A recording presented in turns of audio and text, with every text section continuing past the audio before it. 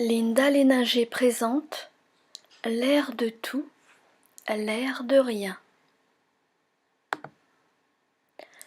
Alors nous sommes entrés dans une ère où tant de choses ont changé, où tant de choses ne sont plus portées par notre regard, notre attention, notre cœur comme par le passé. À présent, nous jonglons entre espérance et méfiance, entre doute et manque de confiance dans tout. Et combien souffre de ne plus se sentir à l'aise dans ce monde fou. Le mal-être est devenu comme le pain, c'est-à-dire quotidien. Le vent a tourné dans tous les sens, cherchant à son tour un air plus sain pour continuer d'exister et de jouer son rôle tel qu'il a été créé au départ, et ceci dans une planète qui n'offre plus de pureté, si ce n'est que des dégâts et des cancers de poumons à tous les âges. Alors aujourd'hui, on a beau parler du bio, du naturel, en fait, la plupart de ces mots ont été payés pour devenir des concepts, des gages de sécurité pour ceux qui aspirent à consommer et à vivre autrement, c'est-à-dire normalement, sereinement, sans trop de tracas pour demain. Ces personnes sont prêtes à payer plus pour consommer à rassurant. Alors ce qui est scandaleux à mon goût, c'est qu'aujourd'hui, pour acheter et consommer sain, nous devons ouvrir nos yeux lors de nos achats pour justement ne pas nous faire berner par les industriels vantant des produits au packaging attrayant et au contenu blindé de colorants et de produits cancérigènes. Des cancers de partout évoluent silencieusement dans toutes les maisons du monde. Des malheurs, des mauvaises nouvelles régulières jonglent la vie de bien des maisons, de bien des familles. Entre tracas et espérance, nous aspirons tous à une vie bien meilleure sous une autre impulsion, sous d'autres conditions. Alors oui, parlons-en des conditions. Mangez bien, mangez mieux, mangez bio.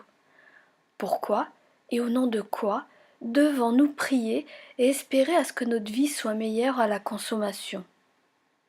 Pourquoi et au nom de quoi et de qui devons-nous attendre à ce que la pureté soit le lot quotidien? Alors de notre respiration à notre digestion, à notre alimentation saine de tous les jours, et ceci en tous les sens du terme. Le monde va mal?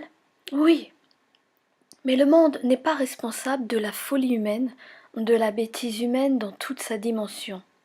Bien évidemment, comme dans toute chose, il y a bien un ou des responsables au malheur de ce monde. Bien évidemment, celui qui ne pense pas ne sait pas que tous les jours de sa vie qu'il est en danger. En fait, il respire, il fait confiance à des marques, à des mots, à des slogans, vantant le meilleur pour sa santé, pour son espérance de vie. Baliverne dans tous les sens du terme. Mais voyons, revoyez, soyez mes enfants moins crédules. Le monde et l'immonde peuvent changer, et ceci grâce à votre façon de revoir les dangers au quotidien. Lorsque vous les aimez et vous les cuisinez, vous alimentez votre malheur et celui de votre famille.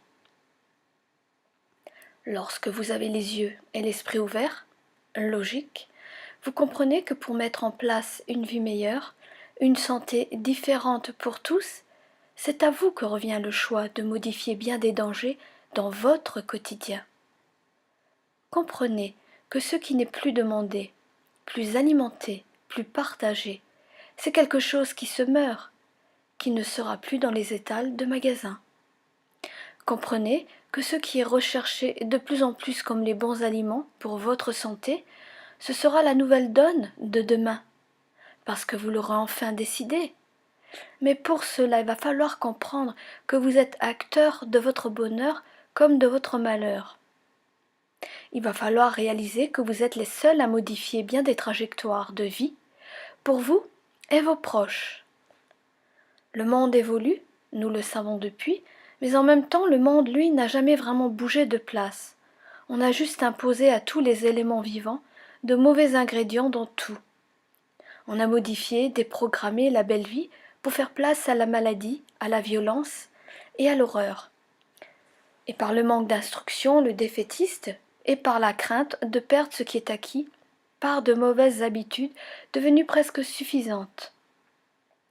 Et par le silence, vous avez accepté bien des situations. Alors les visionnaires du monde ont juste profité de bien des faiblesses. Les visionnaires de ce monde ont donc refait le monde à leur façon, c'est-à-dire immonde, à leur convenance, dans la maladie qui rapporte au lobby, dans le danger qui crée des postes, dans le tout et le n'importe quoi pour amener à la consommation. Que dire de plus? Nous sommes tous issus de ces générations qui ont cru au monde meilleur. Un monde créé par des visionnaires, des politiciens qui n'ont en fait que fait tourner la vie en tous les sens du terme à l'envers et à leurs propres avantages. Au lieu de créer le bien, ils ont mis au monde le profit et l'abus, le silence dans la maltraitance, la maladie de diverses façons. Alors oui, me direz-vous, mais qui sont ces visionnaires? Je vous les ai cités plus haut. Ce sont ceux qui ont accédé au pouvoir de changer le monde, de modifier le quotidien, et qui se sont succédés en fausses promesses de génération en génération, pour n'apporter en somme que tristesse et pleurs, que rabaissement entre deux mondes, les riches et les pauvres. Donc le monde ne tient qu'à un fil, le vôtre, à méditer. À bientôt. Vidéo et texte de Linda Léninger, auteure, thérapeute en médecine douce.